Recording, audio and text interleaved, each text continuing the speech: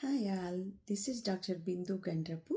Today I'm going to talk about an important topic which is how diabetics or pre-diabetics can figure out which foods to eat to keep blood glucose under control. There is a lot of confusion in this area, but we have a simple solution for it. There is a small device called continuous glucose monitor to track which foods cause spike in your blood glucose levels and which foods keep it under control.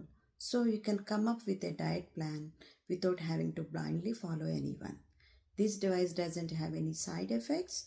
It can be used for a few months until you gain confidence. This is useful not only for diabetics but also for pre-diabetics to come up with a diet plan. Thank you.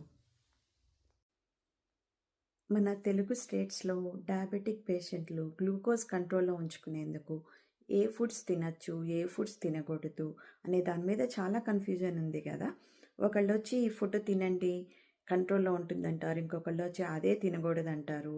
అసలు ఏది correct, ఏది తినాలి అని అడుగుతూ ఉంటారు. దీనికి మనకు ఒక సింపుల్ సొల్యూషన్ ఉంది.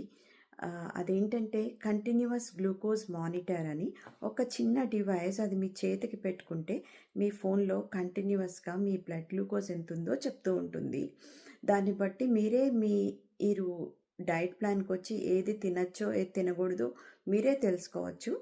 కాకపోతే అన్ని ఫుడ్స్ ఒకేసారి తినేయకుండా, అంటే ఇడ్లీ, దోశ, వడ అన్నీ కలిపి ఒకేసారి తినేస్తే మీరు దేనివల్ల పెరుగుతుందో మీకు తెలియదు. అందుకనే ఒక 4 ఇడ్లీస్ తిని చూడండి ఎంత పెరిగింది 2 అవర్స్లో, ఎంతసేపటికి అది నార్మల్ అవుతుంది. అట్లా ప్రతి ఫుడ్తో కొంతమంది బ్రౌన్ రైస్ మంచిదంటారు, కొంతమంది చపాతీ మంచిదంటారు, కొంతమంది మిల్లెట్స్ అంటారు. సో మీరు అన్నీ ట్రై చేయొచ్చు.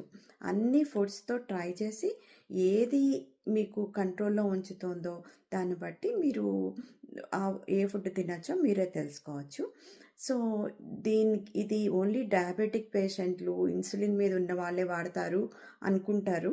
కానీ ఇది ప్రీ డయాబెటిక్, అంటే మీకు డయాబెటిక్ అయ్యే ఛాన్స్ ఉంది అని మీకు సూచనలు కనపడుతున్నాయని మీ డాక్టర్ గారు చెప్పినప్పటి నుంచి వాడుకోవచ్చు. అదే కాకుండా మీ హెల్త్ ఇన్సూరెన్స్ పే చేయకపోయినా మీ సొంత డబ్బులతో పే చేసి కొనుక్కోవడం వల్ల కూడా చాలా ఉపయోగం ఉంటుంది. Thank you.